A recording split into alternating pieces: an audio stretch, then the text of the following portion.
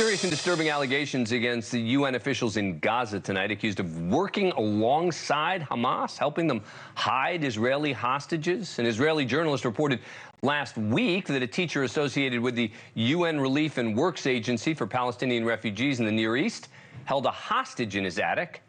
Almog Boker, who's a reporter for Channel 13 in Israel, said the information came directly from one of the hostages, who said the teacher barely provided the hostage with food, neglected medical needs. The UN agency has vehemently, but only sort of, denied the allegations, writing in a statement that, quote, spreading unsubstantiated claims about UNRWA must stop immediately, adding making serious allegations in the public domain unsupported by any evidence or verifiable facts in support thereof may amount to misinformation. The agency is also demanding that Boker delete his post. He's not.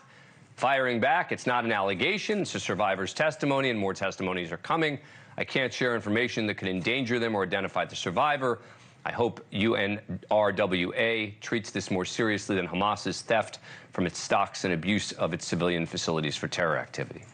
Florida Republican Congressman Mike Waltz, who also sits on the House Foreign Affairs Committee, has written a letter calling on the UN to investigate these claims. He joins us now. Thank you very much for coming on. Appreciate it. Obviously, very troubling stuff. What has led you to call for this? Is it just this reporter's account?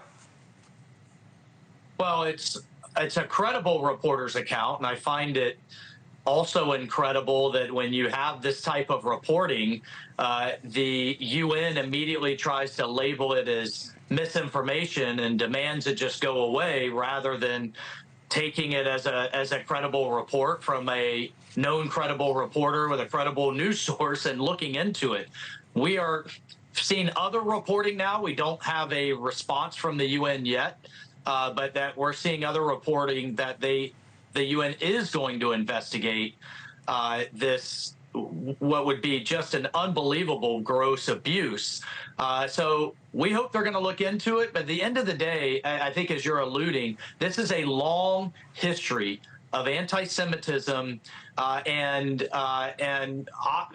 obvious pro-Hamas leanings from the UN in Gaza. It's one of the reasons, one of the key reasons, that Republicans in the House just voted in our funding bill for the State Department foreign aid to cut UNRWA, as it's commonly called, from at least the U.S.'s portion of the funding for it, and to cut it out, because not only do we have these types of allegations, but also their teaching, the other types of support they provide are blatantly and known to be anti-Israel and anti-Semitic. Let me ask you, you also in your letter mentioned another hostage was held by, quote, an additional hostage was held by a doctor in Gaza.